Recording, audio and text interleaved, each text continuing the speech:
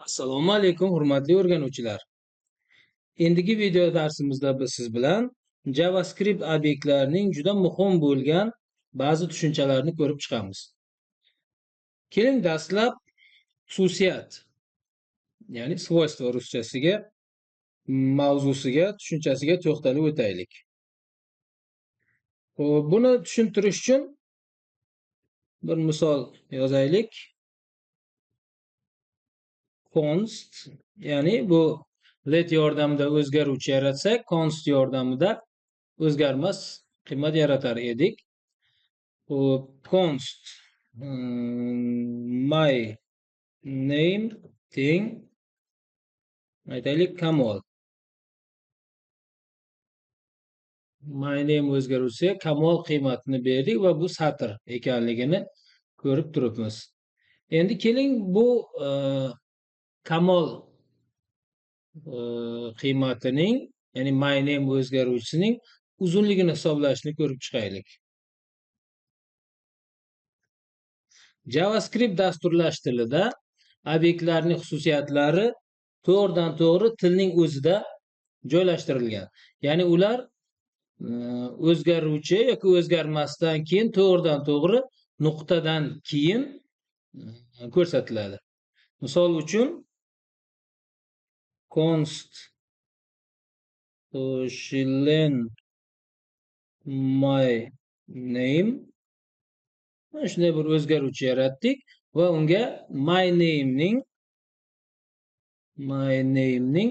uzunligini bermoqchimiz. Ya'ni my name nuqta length.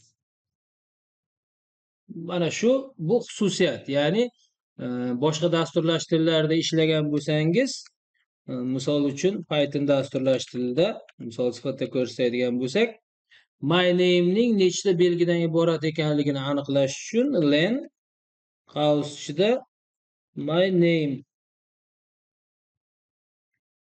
deb buyurar edik. Ya'ni bu yerda bu funksiya sifatida ishtirok etar edi. Lekin biz JavaScriptda ishlayapmiz. Shuning uchun bu yerda xususiyat sifatida length xususiyatidan foydalanishimiz mumkin. Endi shu ikkinchi len my name o'zgaruvchimizni chiqarishni buyuraylik. Console log qaus ichida len my name ishlatib ko'ramiz. Mana Kamol so'zida 5 ta belgi bor ekan. Kamoljon deb o'zgartirib ishlatib ko'rsak, mana 8 ta bo'ldi. Demak, biz bu yerda my name o'zgarmasining length xususiyatidan foydalandik. Demak, xususiyatlar o'sha o'zgaruvchidan keyin, ya'ni obyektdan keyin nuqtadan keyin to'g'ridan to'g'ri o'zi yozilar ekan. Xo'p, JavaScript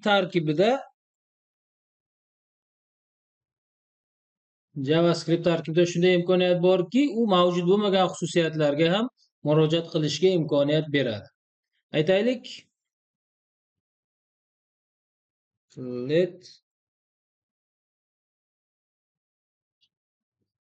first name teng Jamol. Ana endi shuni biz mavjud bo'lmagan bir xususiyatini chiqarishni buyuraylik. Console log first name ning what is that?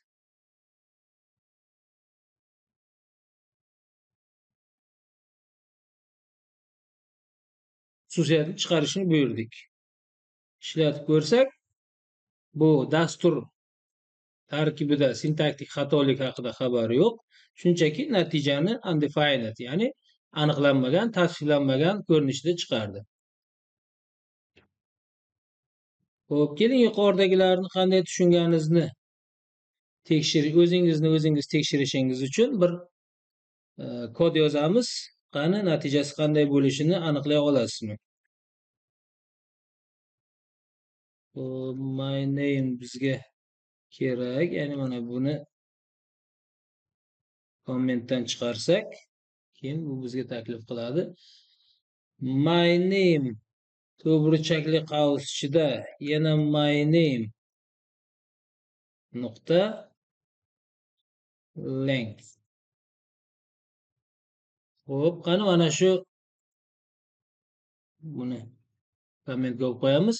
Mana shu chiqarish konsol logini natijasi qanday bo'lishini bir taxmin qilib ko'ringchi. Ishlatib ko'ramiz. Undefined nima uchun? Ya'ni bu yerda kodga biz nima dedik? My name length, ya'ni Kamoljon berilgan bo'lsa, mana shu yerda Kamoljonning uzunligi nechta belgidan iborat ekanligi kelib joylashadi. Ya'ni bu yerda hozir 8. Undan keyin demak natijamiz my name ning 8-belgisi degan buyruq hosil bo'ladi va shuni chiqarish buyrug'i console log. Nima uchun bu undefined bo'ldi? Sababi siz esingizda bo'lsa, satrlarda, umuman dasturlashda tartib raqamlar 0 dan boshlanadi. Demak, bu yerdagi oxirgi n harfining indeksi 7. Chunki 0 dan boshlangani sababli 8 ta bo'lsa 7 bo'ladi oxirgi n harfi. 8 esa mavjud bo'lmagan indeks. Biz shu mavzuni o'tgan vaqtimizda aytgan edik. Agar diapazondan mavjud indekslar diapazondan chiqib ketsak ham xatolik keltirib chiqarmaydi, undefined chiqaradi deb aytgan edik. Demak, xususiyatlar haqida sizga qisqacha aytadiganlarimiz mana shular. Endi keling metodlar haqida ham ozroq gaplashamiz. Metod nima? Metod bu xususiyatlar tarkibida joylashgan funksiyalardir. Amaliy nuqtai nazardan aytadigan bo'lsak, buni ma'nosi shuki, metodlar ham xuddi funksiyalar kabi ishlaydi, qo'llaniladi, lekin bu jarayon nuqta orqali, xuddi xususiyatlarga o'xshab nuqta orqali amalga oshiriladi. Keling buni tushuntirish uchun bir misol bilan ko'rib chiqamiz. Yana xuddi shu my name Kamoljon berdik va endi const upper my name teng my name nuqta, ana endi bu yerda metodni qo'llashni boshladi. Ya'ni yuqorida aytganimizdek, metodlar ham xuddi xususiyatlar kabi nuqtadan keyin yoziladi. Keling bunga to upper case metodini qo'llaymiz. Va buni oxirida albatta qavs ochib yopilishi shart. Oddiy xususiyatdan farqli bo'lishi uchun mana shunday qilib yozdik. Endi natijani chiqaraylik. Console log mana shu upper o'zgaruvchimizni upper my name'ni chiqarishni buyuramiz. Ishlatib ko'raylik. Mana bo'lgan hodisaga e'tibor qiladigan bo'lsak, natijamiz Kamoljon so'zi barchasi bosh harflar bilan chiqarib ko'rsatildi. Shuni aytib o'tish kerakki, metodlarning soni xususiyatlarning sonidan qaraganda ancha ko'proq. Satrlarda xususiyatlar mavjud, lekin sonlarda, number tipli sonlarda xususiyatlar mavjud emas edi. Metodlar esa sonlarda ham mavjud. Keling, sonlarni ham metodiga birorta misol ko'raylik.